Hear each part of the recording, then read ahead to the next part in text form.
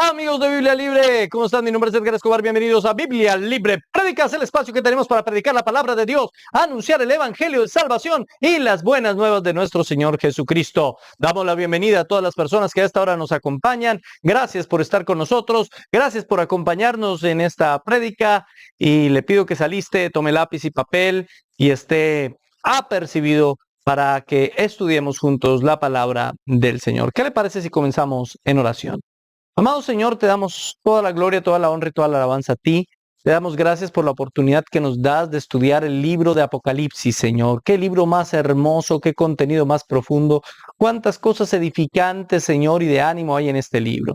Tristemente ha sido vetado en muchos lugares y en muchas iglesias, pero nosotros aquí queremos estudiarlo a detalle. Queremos, Señor, profundizar en el libro. Así que ayúdanos a estudiar esta carta en el día de hoy con sabiduría. No me permitas, Señor, decir algo que no está en el texto.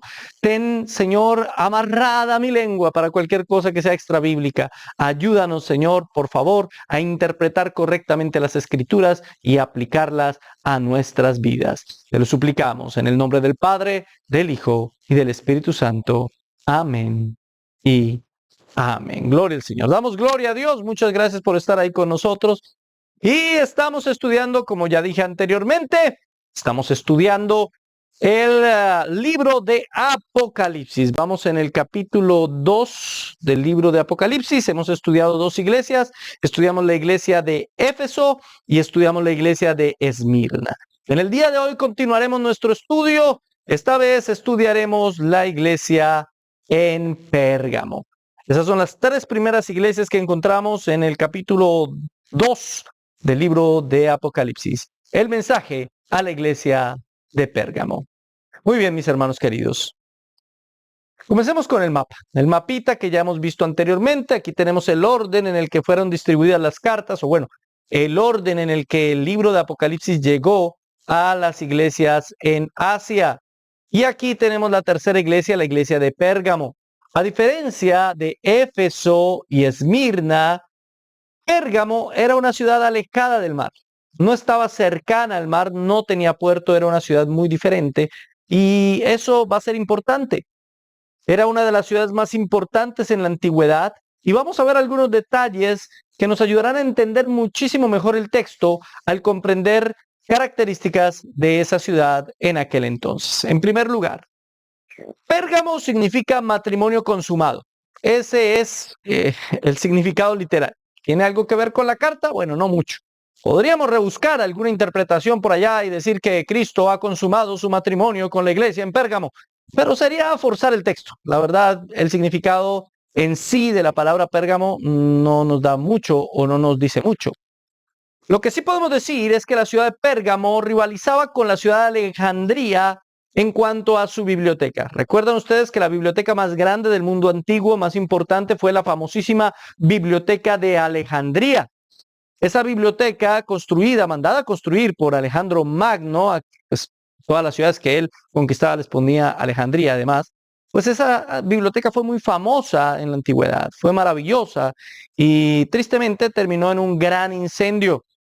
¿Y todo eso por qué? Pues porque los papiros se quemaron. Sin embargo, en aquel entonces las ciudades eran consideradas más importantes teniendo en cuenta o en relación a las bibliotecas que habían en las ciudades. ¿Por qué? Porque tener una biblioteca era algo costoso y difícil, ya que todos los libros se transcribían a mano, se necesitaban muchos escribas. Así que tener una biblioteca significaba que la ciudad era muy importante. Algunas ciudades tenían bibliotecas muy grandes, pero las dos más grandes, sin lugar a dudas, eran las de Alejandría y la de Pérgamo. Pérgamo tenía una biblioteca muy grande y muy importante. Sin embargo, tuvo un conflicto con Alejandría en algún momento por un siervo de Alejandría. El caso es que ellos necesitaban papiro y dejaron de mandarles papiro a los de la biblioteca en Pérgamo. Así que los de la biblioteca en Pérgamo se inventaron una nueva manera para escribir los libros. Ellos usaron un nuevo material con pieles de animales, el cual llamamos pergamino. Sí, señores, por eso Pérgamo, pergamino. Incluso Pablo en algún momento pide que le traigan los pergaminos. ¿Y ese inventico de dónde llegó? Pues de la ciudad de Pérgamo. Ahí vemos la importancia que tenía la escritura y el texto, la palabra, y esto es un dato de vital importancia, para los habitantes de Pérgamo. Pérgamo, pergamino. Un dato de vital importancia. En tercer lugar, ellos tuvieron que sustituirlo, obviamente, con pergamino. Y estaba ubicada la ciudad en un monte muy bonito, cerca de un río. Era una ciudad alta, ruinas y cerca de una ciudad. Pero Pérgamo como tal ya no existe. Estaba en ese monte. Estaba allí. Era una ciudad con una vista maravillosa. Tenía una vista panorámica de todo el valle del río. Era una ciudad además bastante romana, bastante leal a César. Incluso, en cierto sentido, Pérgamo era una capital administrativa del imperio alterna. Allí se llevaban a cabo muchas cuestiones administrativas y políticas del imperio romano. Por eso ellos tenían un templo a César, donde le ofrecían adoración a César. Y eso nos lleva a otro punto importante, ¿sí? Era una ciudad absolutamente idólatra. Era una ciudad mucho más idólatra que Éfeso. Tenían templo de Zeus, que también era un gran trono con una estatua de Zeus. Tenían dioses como Esculapio, ¿sí? Un dios de la sanidad. Asclepio, un dios del bienestar. Dionisio, el dios del placer. Atenea, la diosa de la sabiduría. Y obviamente también un altar, un templo, del cual ya hablé, a César. Era una ciudad absolutamente idólatra. Era una ciudad que estaba sumergida en todo eso. Ahora, esto de Esculapio es interesante porque Esculapio era el dios del bienestar físico, algo así como el dios de la medicina. Había una leyenda en Pérgamo alrededor de que Esculapio en una oportunidad fue atacado por una serpiente y él tomó una vara, ¿sí? Y golpeó a la serpiente. Y la serpiente se enrolló en la vara. Pero después vino otra serpiente que se enrolló con ella y le dio como una matica, como una medicina, y las dos quedaron vivas. Las dos quedaron vivas. Hasta hoy, ese es el símbolo de la medicina. Permítame mostrárselo aquí. ¿Lo ha visto? La vara de Esculapio con las dos serpientes. El símbolo de la medicina. ¿Es un símbolo pagano? Sí, es un símbolo pagano. Sí. Idolátrico también lo era. De hecho, el famosísimo Galeno, padre de la medicina antigua, era de la ciudad de Pérgamo. Era una ciudad de doctores. Pérgamo. Galeno, por eso le dicen a los doctores galenos. Galeno era de la ciudad de Pérgamo. Y este también es un dato importantísimo. Entonces era una ciudad supremamente idólatra, una ciudad de doctores, una ciudad de biblioteca, una ciudad entregada al César, una ciudad administrativa y políticamente muy, muy importante. Ahora hablemos de nuestra primera parte. Recuerden que siempre dividimos estas prédicas en tres partes y la primera de ellas es la identificación del autor. El autor. Cristo es el autor de las cartas y él comienza a identificarse a cada una de ellas con una frase que ya le había mencionado en el capítulo 1 a Juan. ¿Cuál es la frase que utiliza con Pérgamo? Capítulo 2, versículo 12. Y escribe al ángel de la iglesia en Pérgamo: el que tiene la espada aguda de dos filos dice esto. El que tiene la espada aguda, ahí está la espada aguda, de dos filos dice esto. Así es como se identifica. Pero quiero que tomemos en cuenta algo muy importante que hay alrededor de esta identificación de Jesús como aquel que tiene la espada aguda. En el capítulo 1 ya había hablado de sí mismo como aquel que tiene la espada en su boca. Así que ya podemos identificar que la espada es su palabra. Su palabra es la espada. Eso pues no es nuevo para ninguno de nosotros.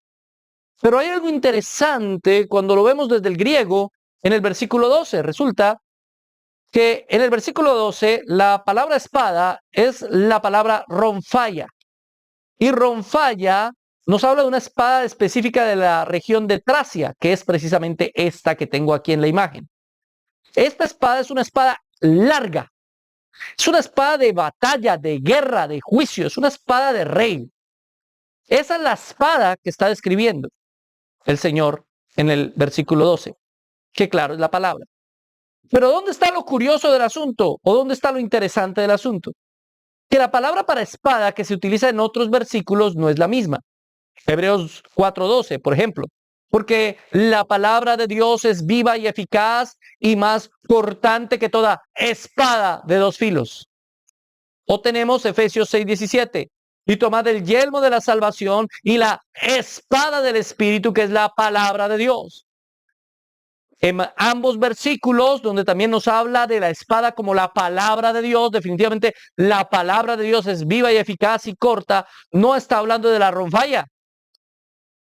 Ahí la palabra griega es mahaira o mahairán, que es una espada distinta, es un puñal de dos filos tipo defensivo, corta, curva.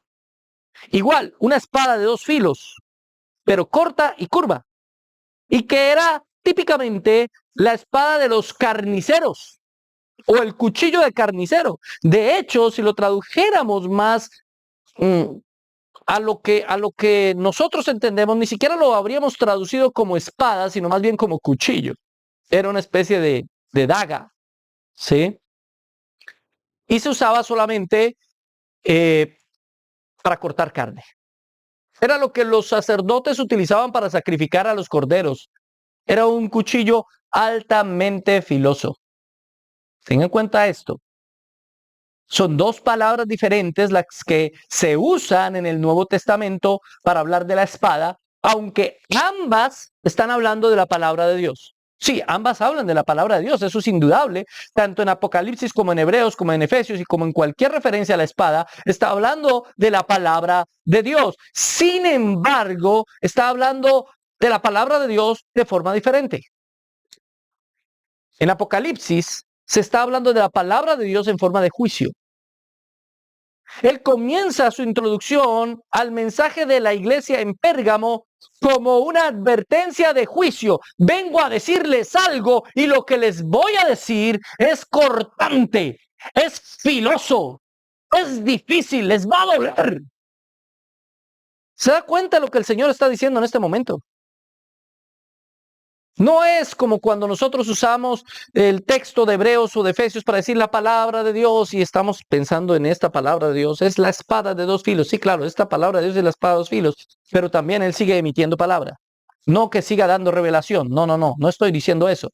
A lo que me refiero es a la palabra que les estaba emitiendo en ese momento a los habitantes de Pérgamo, que es una palabra de juicio. Apocalipsis 19:15, mire. De su boca sale una espada aguda. ¿Para qué? Y otra vez aquí, la palabra que se usa es la misma palabra que utilizó en Apocalipsis 2. Para herir con ella a las naciones, y él las regirá con vara de hierro, y él pisa el lagar del vino del furor de la ira del Dios Todopoderoso. ¿Se da cuenta en qué contexto habla Apocalipsis de la espada? Mientras la otra, la de Efesios, es una personal, pequeñita. Esta es una espada de rey y de juicio grande, que viene para herir, para hacer daño, para acabar con el enemigo. Y Jesús viene con esa espada a la iglesia de Pérgamo, porque les va a llamar la atención de dos cosas bastante graves y ya las miraremos. Pero es que así es el Señor. El Señor también habla con espada, hermano. En ese sentido, para herir. Por eso no pensemos que cuando vamos a evangelizar a alguien, solamente hablándole del amor de Cristo, esa persona se convierte de verdad. No. El evangelio son buenas noticias, pero también son malas noticias. Malas noticias para el que se pierde, buenas noticias para aquel que reconoce su condición caída. No recibirá alguien las buenas noticias si antes no recibe las malas. Y las malas noticias que tenemos que decirle a alguien es que son pecadores y van camino al infierno. Porque han transgredido la palabra de Dios. Porque son enemigos de Dios. Esa es la mala noticia. La buena es que Cristo vino a reconciliar al hombre con el Señor. Esa es la buena noticia. que Él murió en la cruz del Calvario para que nosotros no tengamos que pagar el infierno. Esa es la buena noticia. Pero la buena noticia desciende de una mala noticia. La buena noticia no viene sola. Para entender la buena noticia hay que entender la mala noticia. Ahora, en esta imagen, cuando lleguemos a Apocalipsis 19 la veremos con más detalle. Viene el Señor, es su segunda venida, cubierto con la sangre del Cordero. Trae juicio contra las naciones, va a pelear contra las naciones de la tierra y contra el anticristo. Y dice que trae la espada aguda y que regirá con vara de hierro. Vara de hierro. Qué extraño, porque la vara o el cetro de los reyes no era de hierro, era de oro. ¿Por qué? ¿Por qué con vara de hierro? Porque no trae un cetro simplemente para proclamar su grandeza, sino para destruir a sus enemigos, para aplastarlos. Por eso después dice, pisa el lagar del vino, del furor, de la ira del Dios Todopoderoso. ¿Qué era el lagar? El lagar es el lugar donde colocaban las uvas en la vendimia para ser pisadas, pisoteadas, estrujadas y así sacar el vino. Eso es lo que va a pasar con aquellos que no crean en Cristo. Serán completamente consumidos. Pero por ahora no, porque aún tenemos oportunidad de arrepentirnos de nuestros pecados y llegar a los pies de Cristo y solicitar que nos perdone y tenga misericordia de nosotros. Entonces, ya vimos que la espada tiene que ver con eso. Ahora, hay una diferencia en el tipo de uso de la espada, pero también en quién usa la espada. En Efesios y en Hebreos vemos cómo la espada del Espíritu es usada por nosotros. Nosotros usamos la espada del Espíritu. Efesios nos está hablando básicamente de la armadura de Dios, la armadura del cristiano que Dios nos dio, las armas que Dios nos dio. El cristiano usa la palabra de Dios de manera defensiva. El cristiano tiene una lucha cuerpo a cuerpo, porque esa daga solamente servía para una lucha cuerpo a cuerpo. Es una lucha personal contra el diablo, el mundo y la carne. Estamos en esa lucha diaria, cotidiana. Y podemos herir con la daga, con la palabra de Dios. Pero el juicio final, la disciplina última, no viene con esa pequeña daga, sino con la palabra usada en boca del Señor. Jesús en su primera venida usó su palabra para traer exhortación, consuelo y un llamado al arrepentimiento. Pero en su segunda venida usará su palabra para traer juicio y condenación en contra de todos sus enemigos. Pero en el contexto de Pérgamo, está usando la espada para emitir un juicio contra Pérgamo, para buscar el arrepentimiento de Pérgamo, para llamar a la disciplina en Pérgamo. Cuando utiliza la figura metafórica de la espada, está colocándose a sí mismo como magistrado, es decir, como alguien con todo el poder. Recuerde que el mismo apóstol Pablo dice que el uso de la espada es legítimo para el magistrado. El uso de la autoridad es legítima para Cristo. Cristo debe tener toda autoridad sobre la iglesia. Y cuando una iglesia se sale de los parámetros bíblicos, la palabra de Dios llega cortante, punzante y terrible en contra de esa iglesia. Y no les va a gustar. No les va a gustar. Sin embargo, no todo lo que pasa en Pérgamo es malo. No todo. Por eso vamos a mirar el diagnóstico. En la primera parte del diagnóstico de la iglesia en Pérgamo hay un elogio que el Señor hace a la iglesia.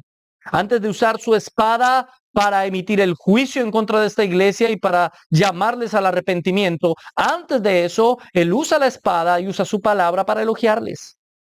Sí, señores, también. Verso 13. Yo conozco tus obras y donde moras, donde está el trono de Satanás, pero retienes mi nombre Y no has negado mi fe, ni aun en los días en que Antipas, mi testigo fiel, fue muerto entre vosotros, donde mora Satanás. Ah, es que ese es el apellido de Satanás, ese es el apellido del diablo. ¿Por qué? Porque es donde el diablo mora. Entonces Satanás mora. No, hermano, no. Usa dos veces la palabra mora para indicar la morada, la habitación, el lugar donde yace Satanás. Pérgamo es una ciudad pecaminosa, pecadora, terrible, idólatra. Así que lo primero que hace Jesús es elogiarlos porque en medio de su contexto ellos han retenido el nombre de Cristo. Está bien.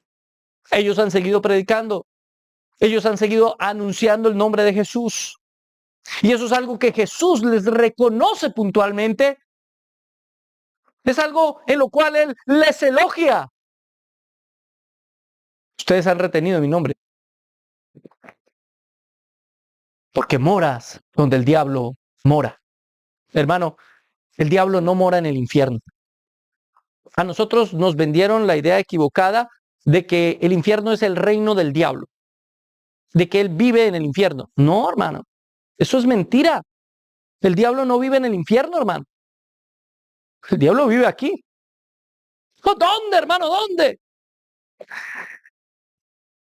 En los aires. Él y sus huestes espirituales de maldad en las regiones celestes están aquí, en la tierra. El diablo no tiene como reino el infierno. El infierno fue creado por Dios para castigar al diablo y sus ángeles. Así que no es el reino del diablo. No, es donde el diablo será castigado. Es donde los demonios serán castigados y por ende todos los hijos de Satanás, aquellos que no creen en Cristo, serán castigados. Porque, mis queridos amigos y hermanos, la Biblia y Jesucristo nos plantea solamente dos familias. O eres hijo de Dios o eres hijo del diablo. Si no te consideras hijo de Dios, automáticamente eres hijo del diablo. Es así de sencillo. Con Dios no hay matices, no hay grises. O es blanco o es negro. O estás o no estás. Así de sencillo. Ahora recapacita en ti mismo. ¿Estoy o no estoy? ¿Soy hijo de Dios o soy hijo del diablo? ¿A dónde quiero pasar mi eternidad? Este lugar definitivamente era un lugar lleno de idolatría y de política. Era un lugar con un contexto muy difícil para la iglesia. Muy difícil. La pregunta es, ¿Cristo los quería sacar de ahí? Cristo les dijo, ustedes moran donde el diablo mora, entonces salgan de ahí porque ese es un lugar satánico. ¿Les dijo eso Jesús? No. Él no los mandó a salir de Pérgamo. Está bien que estén ahí. Quédense ahí. Pero si ahí mora el diablo, pues por eso es que tienen que estar ahí. Hoy en día la gente quiere que su iglesia quede en un lugar bonito, chévere, donde no haya malas personas por ningún lado. En un lugar donde todo el mundo sea buena gente y todos sean cristianos. Ojalá mi iglesia quede rodeada de solo cristianos. Amén. Eso será una bendición. ¡No! Eso no sería una bendición. Perdóneme, me exalto. Pero es que nosotros hemos sido puestos en este mundo como sal y luz de la tierra. Nosotros no estamos en este mundo para escapar del mundo, sino para traer la luz de Cristo a este mundo. Juan 17:15, no ruego que los quites del mundo, sino que los guardes del mal. El ruego del Señor al Padre no era para que nosotros nos extrajésemos del mundo, sino para que Él en medio del mundo nos guardara de lo malo que es el mundo. Que nosotros pudiésemos influenciar al mundo y no que el mundo nos influencie a nosotros. Que nosotros transmitiéramos a este mundo la verdad de Cristo y no el mundo transmitir a la iglesia la mentira del diablo. Durante la historia, muchos cristianos han querido hacer eso. Los monasterios que eran un lugar donde se iban hombres solos allá para apartarse del pecado. Eso eran los monasterios y de las monjas igual. Pero eso era lo que quería Cristo, hacer monasterios, lugares donde ellos aparten del pecado. No, no, eso no era. Él quería era mandarnos al mundo a predicarles a esos pecadores. Por eso la iglesia en Pérgamo es elogiada, porque estando rodeada de tanta corrupción y pecado, ellos seguían manteniendo el nombre de Cristo.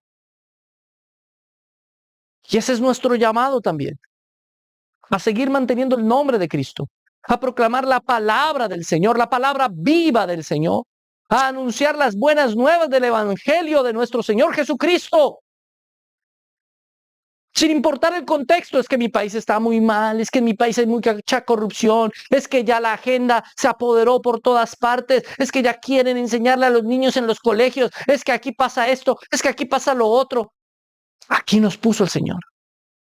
¿Qué hacemos entonces? ¿Qué debemos hacer entonces? Predicar la palabra. Predicar el Evangelio. Anunciar las buenas noticias. Y seremos elogiados por el Señor como Él elogió a la ciudad de Pérgamo. De la misma manera, mis hermanos queridos. Ahora, hay dos extremos. Hay dos extremos. Uno, los que ven a Satanás en todo. Y dos, los que no ven a Satanás en nada. Son dos extremos. Aquí en Apocalipsis se menciona a Pérgamo como un lugar donde mora Satanás. Pablo nos dice, no podemos ignorar las maquinaciones del diablo. Hermano, si bien el diablo no es el culpable de todas las cosas, porque hay gente que le echa la culpa de todo al diablo. Ay, es que caí en adulterio, culpa del diablo mentiroso, no, culpa suya. Usted cae en pecado cuando de su propia concupiscencia es atraído, cuando es tentado por sus deseos de su carne. No le eche la culpa al diablo, el diablo puso la tentación, el que cayó fue usted. Y otros ya son más exagerados. Cualquier cosa medio se mueve algo que no debía moverse en la habitación. Te reprendo, diablo mentiroso. No fue un viento que entró por algún lado.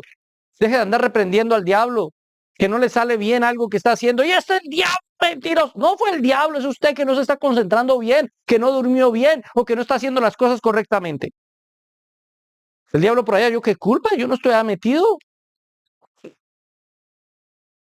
Hay gente que en las iglesias predican más del diablo que de Jesús. Si bien el diablo no es responsable de todo, tampoco está ausente. Tenemos que llegar al equilibrio. El diablo sí intenta ser piedra de tropiezo para los hijos del Señor. Por eso debemos estar atentos a sus maquinaciones, identificar las tentaciones, saber cuándo Él está colocando tentaciones a nuestro lado. Pero nosotros tendemos a ignorar las tentaciones, a decir, no, esto no tiene nada de malo, yo sé controlarlo, es solamente juego. Y después terminas cayendo. No ignores las maquinaciones de Satanás. Satanás está obrando en contra de la iglesia. Satanás obró en contra de la iglesia en Pérgamo y ya vamos a ver cómo. Y vamos a comparar la manera en la que Satanás obró en la iglesia en Pérgamo con la manera en la que obra en las iglesias hoy en día y nos vamos a dar cuenta que es la misma. Él no ha cambiado de estrategia, sigue haciendo lo mismo. Ahora, no solo mora Satanás en la ciudad, sino de alguna manera también mora en la iglesia. ¿Cómo así que mora en la iglesia? No puede. Estoy hablando de la iglesia local, no de la iglesia santa, invisible y católica. Estoy hablando universal, no romana. La palabra morada generalmente en el griego es meno, pero en Apocalipsis no se usa meno, se usa katoikeo. Y katoikeo significa aferrarse, agarrarse a algo, no soltarse de algo. Es como si Jesús les estuviera diciendo, ustedes están ahí y Satanás está aferrado a ustedes, no los quiere soltar, no los quiere dejar ir. No es simplemente que ellos estén en un contexto donde Satanás reina porque le rinden culto a Zeus y le rinden culto al César. No es solamente eso, es más que eso. Es que ahí también Satanás ha influenciado, ha entrado en ustedes, está manipulándolos, está aferrando a ustedes. Kaitoikeo. Katoikeo. Se está aferrando a la iglesia. ¿Sabe cuál es el principal ataque de Satanás en contra de la iglesia? No es el Islam, no. No son las falsas religiones hinduistas, no. Ni siquiera la política, ni siquiera la agenda o la ONU. No, ¿sabe cuál es el plan número uno de Satanás para destruir a la iglesia? Infiltrarse en la iglesia y hacerse pasar por iglesia. Ese es el plan. Hacernos creer que estamos en la iglesia cuando estamos en una secta, o cuando estamos en una iglesia apóstata, o cuando estamos creyendo herejías. Yo soy un convencido que el movimiento apostólico y profético que hoy reina en los países del continente americano es una estrategia de Satanás para alejar a las personas de la verdadera palabra de Dios, de la verdadera imagen de Cristo. Esa es la estrategia que Satanás está utilizando. Él no va a usar al ateísmo. Es imposible. El ateísmo ha sido más popular. En Europa se ha vuelto muy popular. Y ha tomado mucho espacio. Claro, es una estrategia de Satanás. Pero el ateísmo no va a derrotar nunca el cristianismo. Porque el ateísmo tiene más preguntas que respuestas. Así que la forma más eficaz es con el mismo cristianismo. ¿Por qué mucha gente se aleja hoy en día del cristianismo? ¿Por qué se hacen a un lado? ¿Por qué ya no van a las iglesias? ¿O por qué no volvieron? Porque ellos se encontraron con esas iglesias de Satanás, sinagogas de Satanás. Esos lugares donde él motivó la predicación de falsas doctrinas, de falsas enseñanzas. La gente fue estafada, fue herida, la gente fue atacada y la gente ya no quiere volver. Y toman todas las congregaciones y todas las iglesias y las meten en el mismo lugar. Las meten en el mismo paquete. No, mi hermano. No. Tenemos que tener los ojos muy abiertos, estar muy atentos a las estratagemas que Satanás usa, porque anda como león rugiente buscando a quien devorar. Ahora nos habla de un hombre llamado Antipas. Antipas. Antipas, mi hermano querido, no sabemos quién era. Algunos piensan que Antipas posiblemente haya sido el pastor de Pérgamo o un obispo de Pérgamo. Lo cierto es que el texto parece indicarnos que él fue un mártir. Mira lo que dice. Aún en los días en que Antipas, mi testigo fiel, fue muerto entre vosotros, donde mora Satanás. Entre vosotros donde mora Satanás. ¿Se da cuenta del juego de palabras? Satanás no solamente mora afuera, también mora adentro. Fue muerto entre vosotros. Ahora, sería especular decir exactamente dónde murió Antipas, no sabemos. Lo cierto es que lo más posible es que lo hayan matado, que haya sido un mártir. Hay una leyenda antigua que dice que Antipas no adoró al César, y por no adorar a César como el Curios, es decir, como el Señor, fue llevado a un becerro gigante, metido dentro de ese becerro, calentaron el becerro y allí murió incinerado. Es una leyenda, no tenemos certificación de que haya sido así. Es posible. Lo cierto es que sin lugar a dudas, él era un mártir.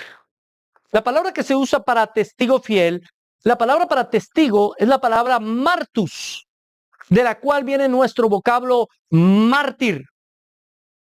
Y es que en el latín, mi hermano querido, mártir es simplemente un testigo. Alguien que da testimonio de algo. Pero después de que asesinaron a tantos cristianos, la palabra cambió de sentido y dejó de usarse solamente para referirse a aquellos que daban testimonio de algo y comenzó a ser usada para referirse a aquellos que morían por lo que creían, por su fe en Jesucristo específicamente. Así que este hombre seguramente fue un mártir de la iglesia en Pérgamo. Fue asesinado por su fe. Pero me llama mucho la atención que el texto utiliza, y es el mismo Jesús el que utiliza el término testigo fiel. ¿Y por qué? Pues porque Jesús lo había utilizado para él mismo. Él había hablado en el capítulo 1 de él mismo como el testigo fiel. Y ahora usa ese término para referirse a este hombre Antipas. Testigo fiel. Wow, yo quisiera ser Antipas. Eso debe ser un honor impresionante, hermano. Que Jesús le diga a uno testigo fiel cuando él es el testigo fiel. Pero para eso, ¿qué tuvo que hacer? Morirse. Eso no se lo dijo en vida. Tuvo que morir por la palabra. Se sacrificó por Cristo. Fue incinerado por Cristo. Ahí sí ya no queremos ser Antipas. El Señor reconoce a aquellos que son testigos fieles. Y eso es lo que nos dice el texto. El Señor reconoce a aquellos que han sacrificado muchas cosas por amor a Cristo. Aquellos que han dejado tiempo, trabajo, esfuerzo, aquellos que han dejado de divertirse, de pasear, de hacer cosas agradables por servir a Cristo, por honrar a Cristo, por glorificar su nombre. Y aún así nosotros no llegamos a ser testigos porque no llegamos a ser mártires. Hay muy pocos mártires en las iglesias modernas, latinoamericanas y norteamericanas. Muy pocos mártires. Muy pocos mueren por el evangelio. No como en antaño. Y yo le podría decir a usted, ahora, aquí, ¿usted sería capaz de morir por el evangelio? Y usted me diría, sí, hermano, claro, yo daría mi vida por Cristo. Vaya uno a saber. Ni siquiera lo sabemos. Lo único que yo puedo decir es, Señor, quisiera poder hacerlo. No sé si pudiera, pero ese es mi papel. Tú diste tu vida por mí. ¿Cómo no daría yo la mía por ti? Eso es lo que anhela mi corazón, dar mi vida por él. Pero no damos ni media hora, no nos quedamos ni una hora aquí escuchando el mensaje. No somos capaces de dedicar un tiempo en oración, en estudio bíblico, y sí decimos que vamos a dar la vida por Cristo.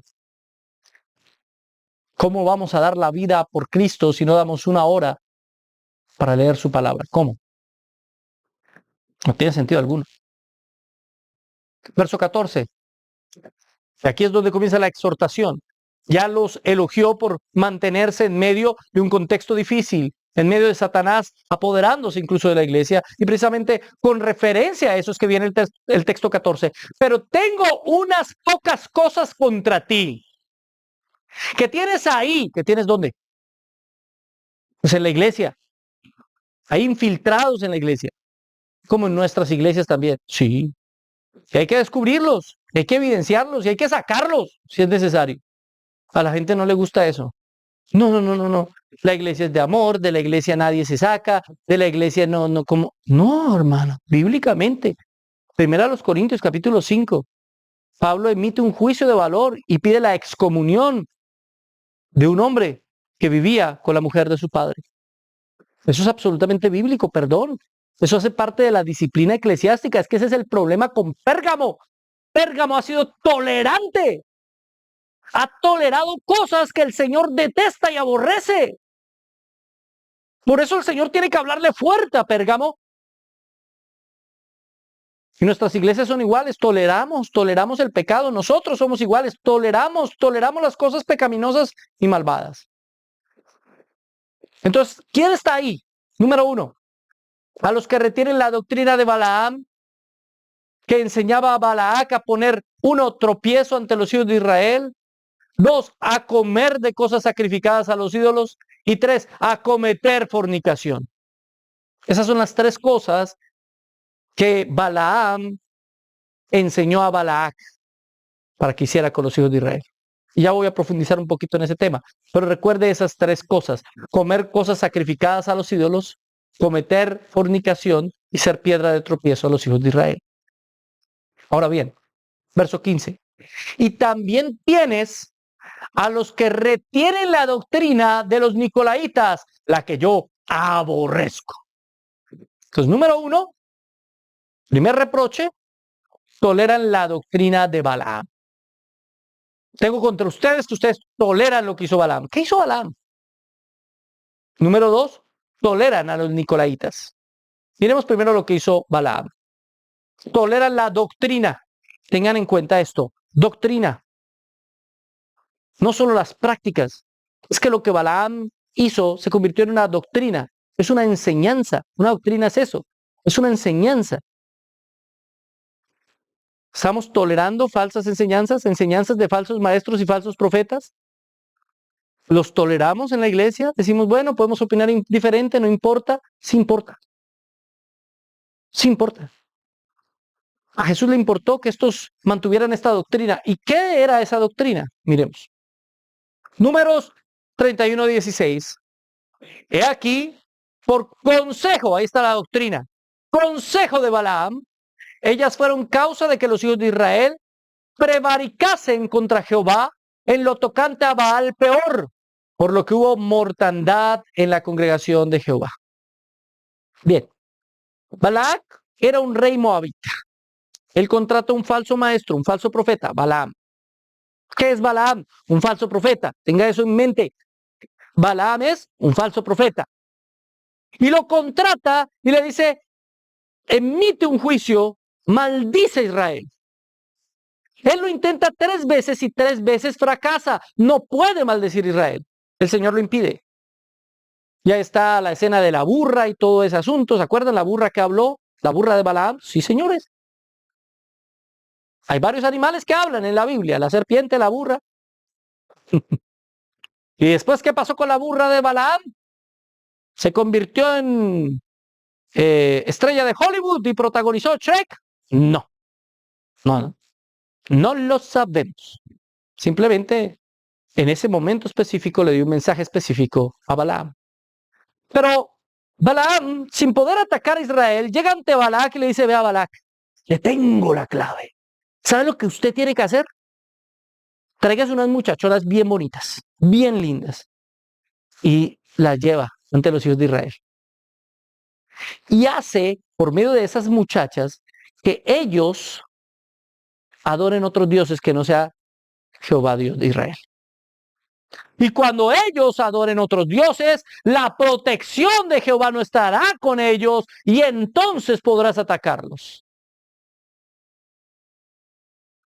¿Consejo acertado? Pues para el propósito de Balac, sí. Para el propósito de Dios, no. Era un profeta corrupto.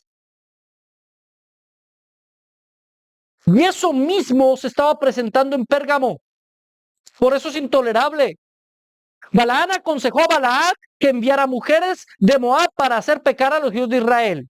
Entonces hay incitación al pecado, inmoralidad sexual, idolatría. Mire, casi siempre que se habla de idolatría en la Biblia, se habla de inmoralidad sexual. Son dos cosas que van juntas. Porneia, la porneia es idolatría.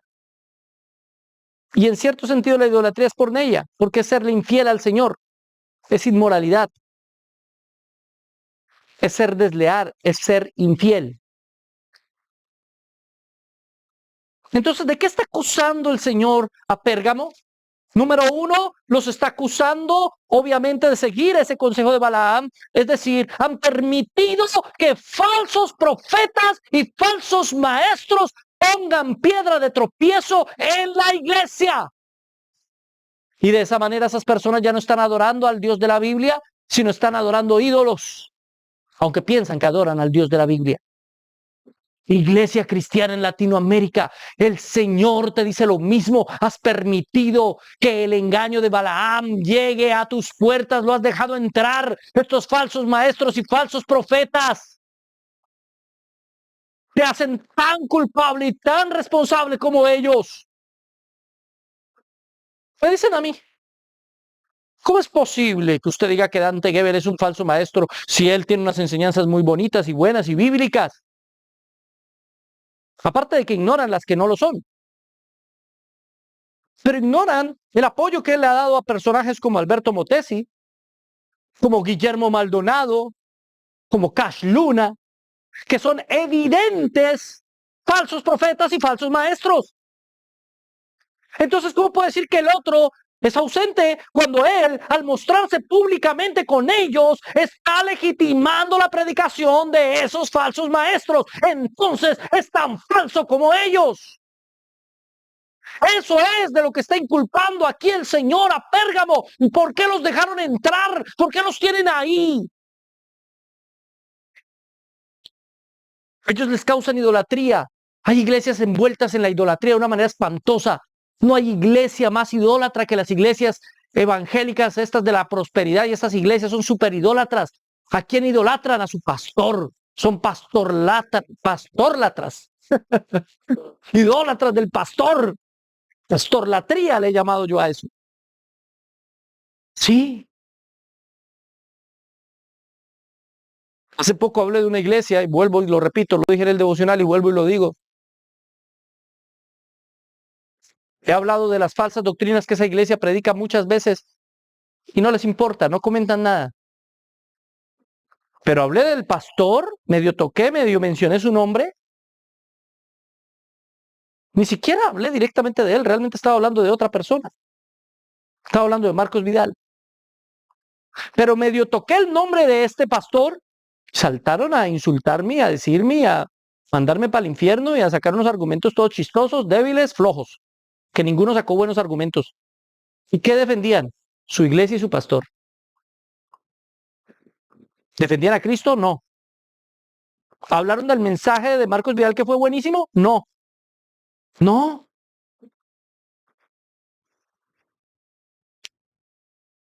Defendían a su iglesia y su pastor. Porque sus iglesias se convierten en ídolos. Sus pastores se convierten en ídolos. Y son tan idólatras como cualquier romanista. Porque viven con los ídolos del foro, como diría Francis Bacon. El héroe que tiene allá al frente. El líder carismático que menciona Weber. Aquel que es capaz de envolver a las masas. Ya no les importa si tiene o no tiene la razón, la verdad no les interesa la persona. Él, ay, es mi pastorcito que me ha ayudado tanto, que es tan bueno, tan especial, tan sabio. No importa cuánto les demuestre bíblicamente que se equivoca, no les importa, porque su afecto no está con la verdad, está con la persona.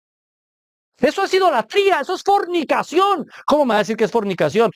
Mi hermano querido, la idolatría es fornicación. ¿Cuándo tomamos a una persona y lo ponemos por encima de Cristo? Estamos adulterando, estamos siendo infieles al Señor. Y es que estas personas hacen eso y me dirán, no, nosotros adoramos a Cristo, nuestro pastor lo amamos, pero adoramos a Cristo. Y entonces, ¿por qué no han levantado su voz en contra del evangelio de la prosperidad, del reino ahora, del evangelio profético y apostólico? Ahí sí no dicen nada, hacen cómplices de todos ellos y los invitan a su iglesia. Ahí sí no dicen nada, ¿cierto? Pero ahí sí les tocan a su pastor. Ahí sí saltan. ¿Cómo me va a decir que Cristo está por encima? No. Está la versión que su pastor les da de Cristo. Eso es lo que para ustedes está por encima. Tu propia versión de Cristo no es la versión de la Biblia de Cristo. Que mencionen a Jesús en un culto no quiere decir que estén mencionando al Jesús de la Biblia. No, señores. Para nada. Que mencionen a Jesús en una iglesia no quiere decir que esa sea una iglesia de Jesús. Porque hay que mencionar los atributos de Él. ¿Quién es? ¿Qué hace? Iglesia, estamos permitiendo que estas sectas se metan con nosotros. Algunos le dan la bienvenida en las reuniones de pastores, en Admin, Sedecol, en todas esas instituciones de pastores que para nada sirven. Son solo instituciones politiqueras que buscan conveniencia política y económica. Seamos honestos, para eso son. Para saltar ahí mismo comienzan las elecciones a ver qué candidato le regala alguito. Son así, hermano. Yo he estado en esas reuniones, los he escuchado hablar, sinvergüenzas. Y lo triste es que muchas iglesias de sana doctrina quieren participar con ellos. Y hoy la palabra es la misma. Es una palabra que es como una espada, hermano. ¿Es dura? Sí, es dura. Pero es la verdad. La verdad no se negocia. No se negocia. ¿Qué pasa con la inmoralidad de la iglesia? La iglesia se ha vuelto inmoral. Una y otra vez en los noticieros tengo que sacar una y otra vez ejemplos de un pastor abusador, pastor abusador, pastor abusador. Y cada vez es más constante, más frecuente. Antes era solo la iglesia católico romana que sacaba sus terribles escándalos. Ahora cada iglesia evangélica parece tener su escándalo propio. ¿Qué pasa con ser diferentes? La iglesia está llamada a ser santa. Y santa quiere decir separada, diferente, distinta. ¿Qué pasó con eso? ¿Dónde quedó eso, mis hermanos queridos? ¿No? Ahora solo hablamos del amor, hablamos de alcanzar naciones, hablamos de estar en los ámbitos del poder y del Estado, hablamos de emisoras de radio, canales de televisión y somos una gran empresa. ¿Dónde está la santidad? ¿Dónde está la santidad? ¿Dónde está comportarse diferente a todos los demás? Marcar una diferencia. Es que lo que el Señor les está diciendo es: ustedes están rodeados por Satanás, ustedes tienen que ser diferentes, tienen que ser distintos. Eso es lo que Jesús le está diciendo a Pérgamo. En segundo lugar, toleraron a los nicolaítas. Y ya vimos en el mensaje anterior quiénes eran los nicolaítas. Básicamente se piensa que eran una secta dirigida por un hombre llamado Nicolás, que algunos piensan fue uno de los primeros diáconos. Yo creo que no hay prueba de eso. Lo cierto es que era una secta antinomianista. ¿Qué significa antinomianismo? Vamos a ver, ya volvimos, disculpen. ¿Qué significa antinomianismo? Sin ley. Sin ley. Libertinos. Todo es gracia, todo es amor. Ese es el mensaje que hoy venden en las iglesias. Por eso esto de Pérgamo es tan aplicable a nosotros hoy. Todo es amor, Dios es amor, Dios es amor. Ese es el mensaje de Dante Gebel, un Dios de amor, de tolerancia, no importa nada, lo importante es tu corazón. No nos importa. Si hay ley. Jesús dijo: yo no vine a abrogar la ley, vine a cumplir la ley. ¿Quién les dijo que yo vine a quitar la ley? Pablo habla de la ley de Cristo. La ley de Cristo ahora está escrita en nuestros corazones. Es una ley natural. Todos nacemos con esa ley. Por eso todos seremos condenados por esa ley. Porque todos sabemos lo bueno y lo malo. Lo que pasa es que no tenemos capacidad de hacer lo bueno, a menos de que el Señor nos la dé, haciéndonos nacer de nuevo, cambiando nuestra naturaleza por completo. Pero ese antinomianismo está llenando la iglesia hoy en día. Libertinaje, hagan lo que quieran, todo es válido. ¿Qué importa? Nadie nos puede juzgar. Nadie nos puede juzgar. El Señor nos puede juzgar. La palabra los puede juzgar. Hasta nosotros los podemos juzgar. Sí. ¿No dice Pablo en la carta a los Corintios, en el capítulo 14, que cuando estén dando profecía, hablen 2 o 3 por turnos y los demás que juzguen? Así dice Pablo. Y los demás juzguen. Así que no me vengan con que nadie me puede juzgar. No me vengan con eso tan barato. La iglesia de hoy es una iglesia libertina. Es una iglesia que ha dejado poco a poco infiltrar las ideas del mundo cada vez más y más y más. Y ya da asco. No a mí, al Señor. Esa abominación contra el Señor. Esas iglesias liberales, esas iglesias que aceptan el matrimonio entre personas del mismo sexo, esas personas o esas iglesias que aceptan el aborto, esas iglesias que están aceptando cosas completamente contrarias a la palabra de Dios. Iglesia Metodista Unida, la Iglesia Presbiteriana de los Estados Unidos, la Iglesia Luterana de los Estados Unidos, la Iglesia Luterana Alemana, tantas otras denominaciones históricas, de sana doctrina en lo soteriológico incluso, pero que han dejado que el libertinaje entre, porque eso los hace más populares, porque sus iglesias están quedando vacías, porque los jóvenes ya no quieren ir a la iglesia, Así que ellos prefieren aceptar a todo el mundo. Si aceptamos a todo el mundo entra. Que para ellos la iglesia es un negocio. ¿Qué importan sus grandes templos? ¿Qué importan? ¿Qué importan sus catedrales? ¿Qué importan sus estadios? Pero ellos lo ven como un negocio. Entonces, ¿de qué va a sobrevivir la iglesia? La iglesia siempre va a sobrevivir. No están pensando si la iglesia sobrevive o no. Están pensando si pueden mantener sus fortunas y sus imperios y sus instituciones humanas. Eso es lo que están guardando, no la iglesia. La iglesia es indestructible. Cielo y tierra pasarán, la palabra de Dios no pasa. Las puertas del Hades no prevalecerán contra la iglesia. Eso es lo que dice la Escritura. Pero el libertinaje se apoderó de la iglesia, mis hermanos queridos. Clemente de Alejandría dijo, se abandonaron al placer como cabras, hablando de los nicolaitas, llevando una vida de autocomplacencia. La enseñanza de los nicolaitas pervertía la gracia y reemplazaba la libertad por la licencia. Mi hermano querido, que nuestra iglesia no sea como la de los nicolaitas. No permitamos nicolaitas, ni falsos profetas y falsos maestros, ni personas libertinas que quieren vivir la vida como quieran. ¿Cuál era una de las marcas claves de la iglesia en la época de la Reforma? La disciplina. Lo que el Señor está exhortando aquí al ángel. Recuerde que la carta es para el ángel, para el pastor de la iglesia. Lo que le está exhortando es a que tenga disciplina en la iglesia. A que pongan los puntos claros, a que no deje que prediquen cualquier cosa y cualquier herejía y a que no permita la inmoralidad, que busque la santidad. Porque la iglesia debe tener disciplina, sí señores. Por eso la iglesia no se puede simplemente pensar como cada uno y ya, y sin pastor, ni sin líderes, ni nada, como ahora se vende, iglesia en casa. No, no, no, no.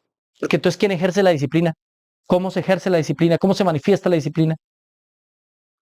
La verdadera iglesia de Cristo tiene disciplina. Y lo vemos en el libro de los Hechos una y otra vez, y en el libro de los Corintios, y en el libro de los Romanos.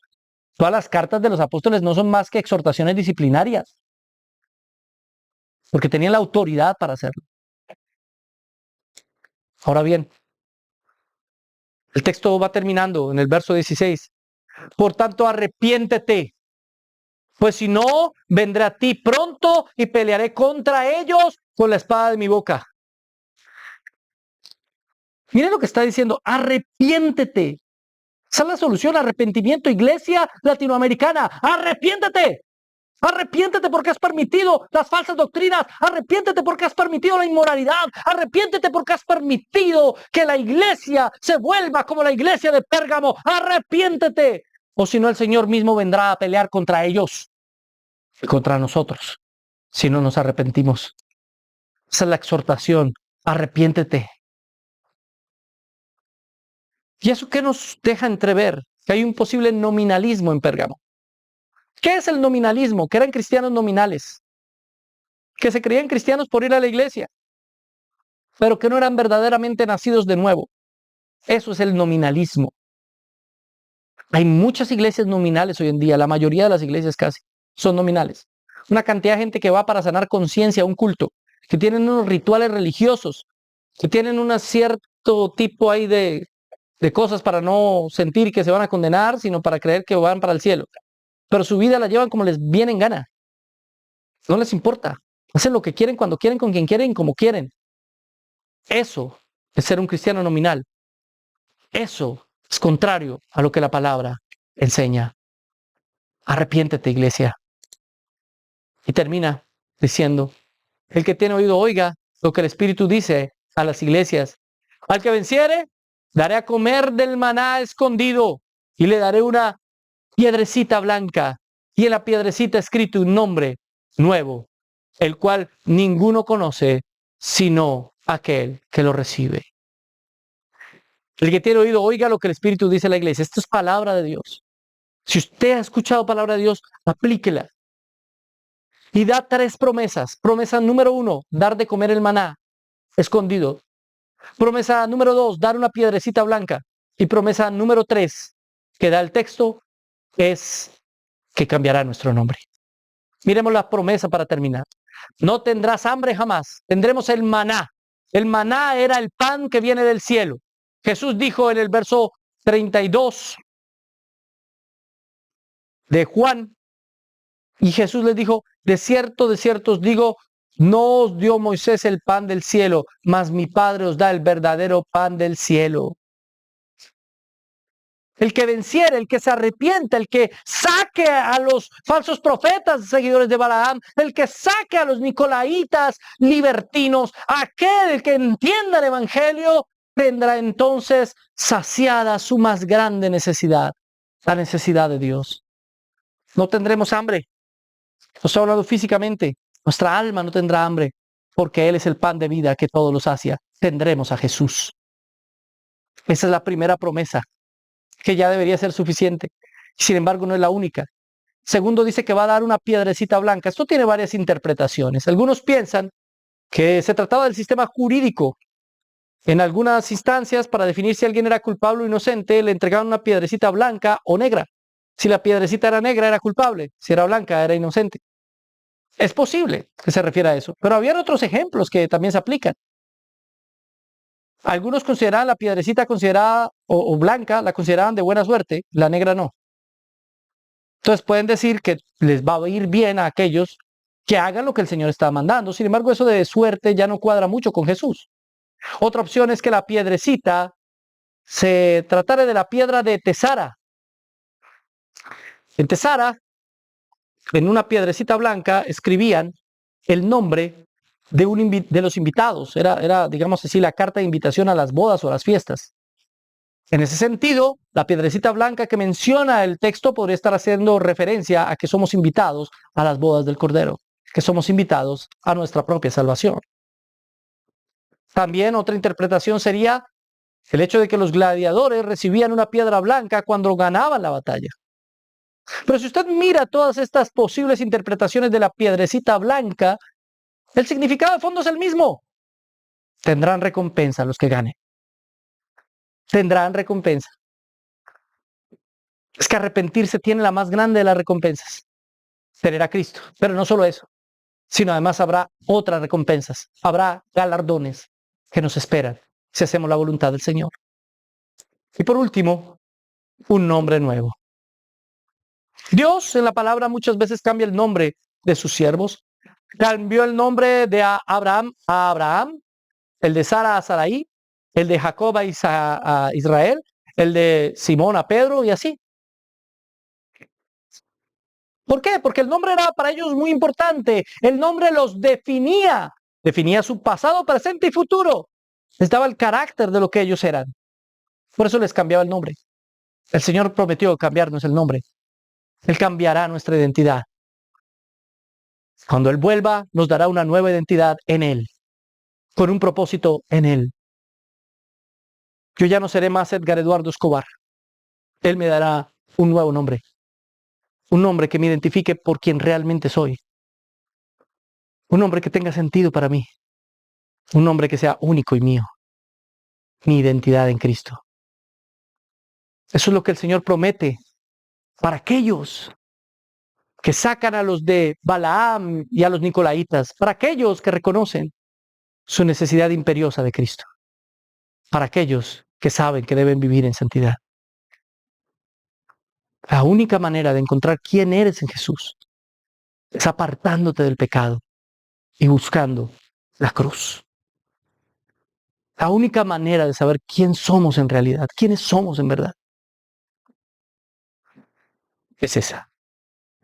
Pero si seguimos a esos falsos maestros, a esos falsos profetas, si seguimos tolerando el pecado, si seguimos tolerando las mentiras, que porque, bueno, podemos tener diferencias doctrinales, no importa que prediquen mentiras o que profeticen mentiras, si seguimos así, no tendremos identidad en Cristo, porque estaremos creyendo en alguien diferente al que viene con la espada en su boca. Eso es duro, pero es la única manera en que podemos tener la disciplina del Señor. Amado Señor, te doy muchas gracias por este mensaje que me has permitido compartir con mis hermanos, que llega a mí primero, a mi propio corazón. Ayúdanos a entenderlo, a comprenderlo y a aplicarlo en nuestra vida. Colocamos en tus manos, en tu presencia, y te damos muchas gracias por cada detalle y por cada cosa que hemos aprendido hoy. Ayúdanos a entenderlo y a aplicarlo en nuestra vida. En el nombre del Padre, del Hijo y del Espíritu Santo. Amén. Y amén. Muchas gracias, mis amados hermanos. Recuerden que hoy al mediodía tenemos el noticiero de Biblia Libre con las mejores y las peores noticias del mundo cristiano en la actualidad. Hoy también domingo estaremos en la última sesión en la iglesia cristiana bíblica reformada, la Puerta Estrecha, en Carolina del Norte. Si usted no ha ido, alcanza a ir, yo creo. Yo creo que sí. Son las 10 de la mañana, alcanza a ir. ¿Qué hace? Dios los bendiga, Dios los guarde. Gracias por estar con nosotros aquí en Biblia Libre Predica.